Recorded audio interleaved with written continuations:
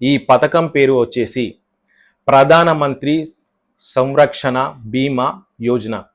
ఈ ప్లాన్ ఎవరికి ఇస్తారు అని అంటే, బ్యాంక్లో ఎవరికైతే సేవింగ్ అకౌంట్ ఉంటుందో, అది హెచ్డిఎఫ్సి కానివ్వండి, ఎస్బీఐ కానివ్వండి, ఐసిఐసిఐ కానివ్వండి, పోస్ట్ ఆఫీస్లో సేవింగ్ అకౌంట్ ఉన్నా, ఎందులో మీకు సేవింగ్ అకౌంట్ ఉన్నా మీరు ఈ ప్లాన్ అనేది తీసుకోవడానికి అర్హులే.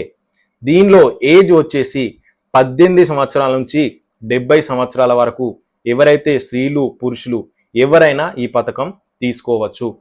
ఈ పథకం తీసుకోవడం వల్ల అనుకోకుండా ఏదైనా రిస్క్ జరిగితే 2 లక్షల రూపాయలు యాక్సిడెంటల్గా రిస్క్ జరిగితే 2 లక్షల రూపాయలు నామినీకి ఇవ్వడం జరుగుతుంది.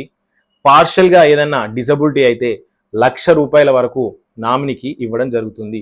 దీని క్లెయిమ్ ప్రాసెస్ అనేది కూడా చాలా సింపుల్గా ఉంటుందండి. ఎందుకంటే కేంద్ర ప్రభుత్వం పథకం కాబట్టి సింపుల్గా రిస్క్ జరిగిన వెంటనే మీకు ఏ బ్యాంక్లో అయితే సేవింగ్ అకౌంట్ ఉందో ఆ బ్యాంక్కి వెళ్ళేసి ఒకటి డెత్ సర్టిఫికేట్, ఒకవేళ డిజబిలిటీ అయితే మెడికల్ సర్టిఫికేటు, తర్వాత నామినీకి సంబంధించిన డీటెయిల్స్ ఆధార్ కార్డ్ మీరు బ్యాంకులో సమర్పిస్తే మీకు క్లెయిమ్ ప్రాసెస్ అనేది చాలా సింపుల్గా జరుగుతుంది.